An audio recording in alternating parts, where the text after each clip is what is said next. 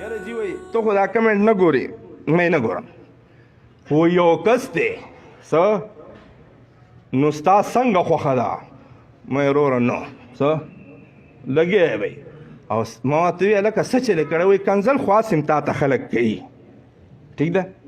دې نه خو خالي نه ده خو هغه ډېر مسلسل او ډېر باریک او خور او مور دی یادې یو ښځه دی یادې مې داسې وی مسلسل نقل آریږي مې ته لږ سروې که دا څوک دی نو هغه د اوږد سیټ ده ایسې وختو د کمیسټرۍ څه هی نو ما ته هغوی وي څه وکړو مې څه ورته ونه وایي صرف یو ببره لکۍ وله والی دا بې لکۍ خر دی نور ورته څه مه وایي نو که چا دا خیالي ښایسته چې دا نیغې نیغ وایي نو څه زه ډېر نیغ نیغ ښکارم کوم څه خو یي به دا زموږ سره خوند نه کوي څه دا زموږ سره نو څوک دې دا نه وایي ګورئ او په موږ باندې مین په موږ باندې سرشیندلي خلک دا هر څه ترې ډک دي یعنې بېګا ته زما څه تلی وی چې تا کتلي وې یو راته وایي زه سره ګارډ ډیوټي کوم جمعې راځه نه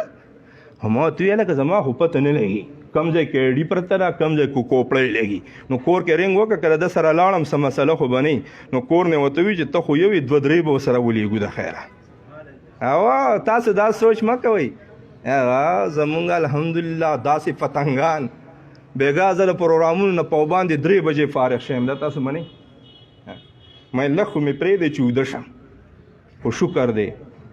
علماء دینو مفتیان کرامو شیوخ الحدیثو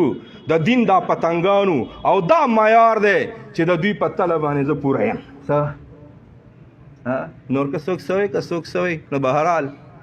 هسې مې اکستوي مې ورته وویل چې لکۍ د لا اخلو دغه بچیا ګزاره به کو دغه به ویم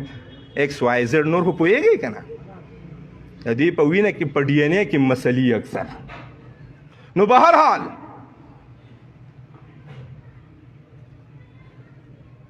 ابوبکر صدیق رضی الله تعالی عنہ ته د خوب تعبیر هم داسې وښودلی شو عمر ابن خطاب رضی الله تعالی عنہ واقعه مې ستاسو مخې ته بیانوله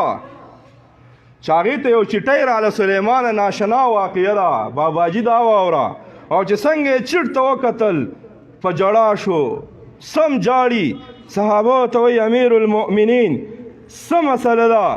ته ولې جاړې چې هغه لږ کنټرول شو سیسکینې بندې شوې نو څه وایي وایي دې کس چټ راوړی دی قصې ته غوږ شئ زه مسلمان شوی نه یم نبي علیه السلام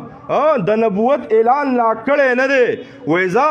داسې په لار باندې تېرېدم یو کلیسې ته ننوتم د هغې